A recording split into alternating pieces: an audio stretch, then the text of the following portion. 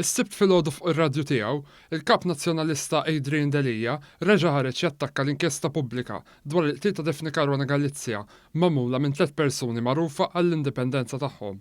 Fuq ir-radju, Delija prova jemmina l-inkjesta milli taqdi x-xogħol tagħha anke wara li l-partit għamel tiegħu diversi talbiet biex issir l-istess inkjesta pubblika. Issa l-gvern fl-aħħar ġimgħat għax naħseb ikun qed jara li ġej l-anniversarju allura ikun irid jagħmel xi ħaġa.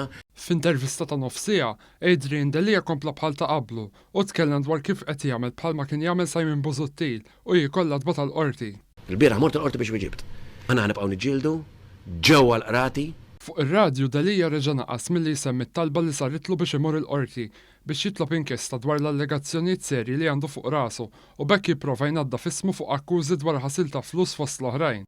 Minflok, billan li jipprova jinoġob mal-fazzjoni ta' Simon Busuttil li ħonqitu bella kliemu dwar Caruana Galizia li qabel kien għajjera biċċa blogger.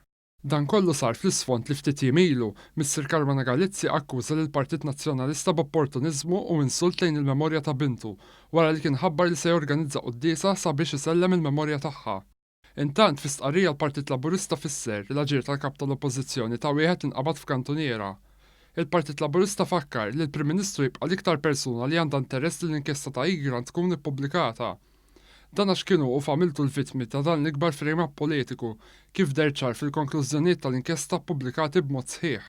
Il-Partit Laburista temm jgħid li Adrian Delija qed jagħmel tiegħu il-gidba Egrant u dan wara li fġieħ is-statna ta' dritt mhux jirrispetta deċiżjonijiet tal-qorti.